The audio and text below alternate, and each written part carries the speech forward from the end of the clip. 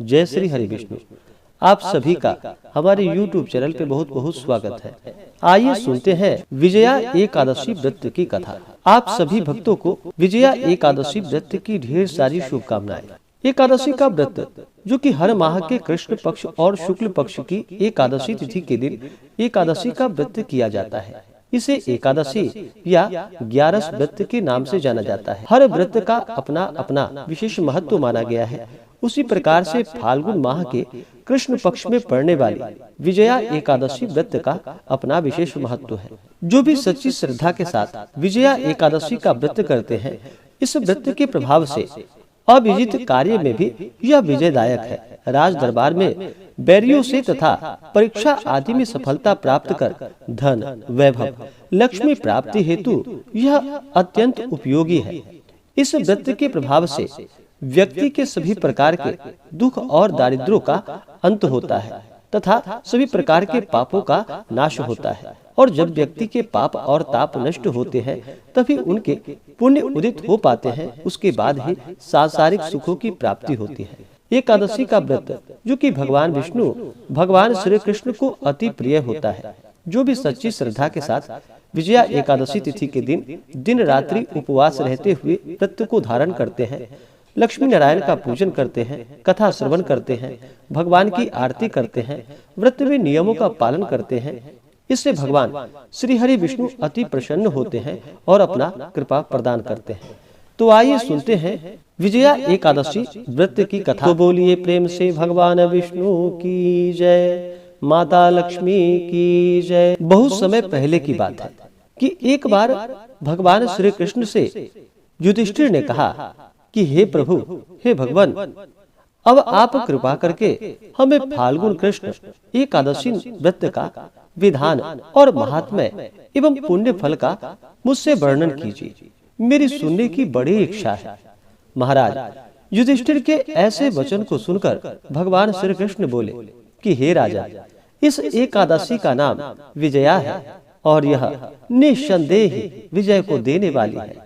जो प्रश्न आज तुमने मुझसे किया है, यही प्रश्न इससे अनेक काल पूर्व नारद जी ने ब्रह्मा जी से किया था।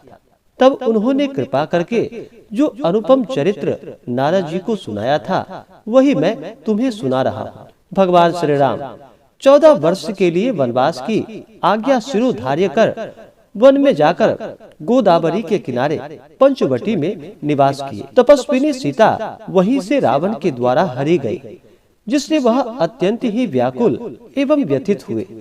भगवती सीता के वियोग में अग्नि में जलते हुए भगवान श्री राम उनको खोजने लगे। आगे कुछ दूर चलने पर उन्हें मरणासन्न अवस्था में जो कि गिद्धराज जटायु मिले। उन्होंने अपने आहत होने का समुचित वृतांत उन्हें सुनाया, अपनी अहलौकिक लीला समाप्त की और आगे चलकर रामचंद्र जी ने कबंध आदि का वध किया और सुग्रीव से मित्रता की। भक्त शिरोमणि केसरी नंदन हनुमान जी ने लंका जाकर भगवती सीता का पता लगाया। रावण को भगवान रामचंद्र का अनुपम तेज दिखाकर लंका को जलाया और सीता जी की खबर लाकर भगवान रामचंद्र को सुनाया। तब भगवान रामचंद्र ने सुग्रीव की सलाह से वानर और भालुओं की सेना ले लंका पर चढ़ाई की, मगर वहां पर सागर की महानता और अगाधता को देखकर चकरा गए और लक्ष्मण से कहा कि हे भाई, यह सागर तो अत्यंत ही अगम और अगाध दिखाई पड़ता है। इसको किस प्रकार पार करना होगा? यह विशाल वानरी सेना लंका में किस प्रकार पहुंचेगी? कोई युक्ति हो तो तुम ही बताओ। बड़े भाई के ऐसे वाक्य को सुनकर विचारवान लक्ष्मण जी ने कहा कि हे प्रभु, आप तो स्वयं परमेश्वर हैं। यद्यपि आपसे कोई बात छिपी नहीं है, तथापि आप लोक लीला कर रहे हैं। आप तो जानते ही हैं कि यहाँ समीप में ही महर्षि दालभ्य जी का आश्रम है। वह महामुनि अत्यंत ही ज्ञानी और बुद्धिमान है। यदि आप उनके पास जाकर यह प्रश्न करें तो वह अवश्य ही कोई उपाय बतलाएंगे। लक्ष्मण जी की ऐसे बातें श्री रामचंद्र जी को ठीक जची और वे दालभ्य ऋषि के पास जाकर उन्हें प्रणाम किया। महर्षि ने आशीर्वाद देकर उन्हें आदर पूर्वक उन्हें आसन प्रदान किया और फिर आने का कारण पूछा। उत्तर में श्री रामचंद्र जी ने अपना अभिप्राय महर्षि से कहा। तब महर्षि ने कहा कि हे रघुकुल भूषण, आप फाल्गुन कृष्ण एकादशी का व्रत करें, जिसका नाम विजया है। आप इसी का व्रत कीजिए, आपका मनोरथ अवश्य ही पूर्ण होगा और लंका में आपकी विजय होगी। उस व्रत की विधि मैं आपसे कहता हूँ, सो आप ध्यान पूर्वक सुनिए। दशमी के दिन सोना, चांदी, तांबा अथवा मिट्टी का एक घड़ा लेकर कलश को स्थापित करें। उसमें जल एवं आम के पल्लव छोड़कर वेदिका पर रखें। उसके आसपास सप्तधान्य और उसके ऊपर जौ रखकर नारायण की प्रतिमा को स्थापित करें। एकादशी के दिन स्नान इत्यादि से शुद्ध हो धूप, दीप एवं नैवेद्य द्वारा विधिवत भगवान का पूजन करें। उस दिन रात्रि उस कुंभ के सामने बैठकर भगवान का ध्यान करें और रात्रि में भी ध्यान करते हुए जागरण करें।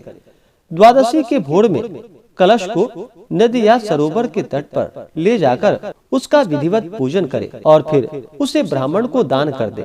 इस प्रकार व्रत को करने से आपके सभी मनोरथ अवश्य ही सिद्ध होंगे।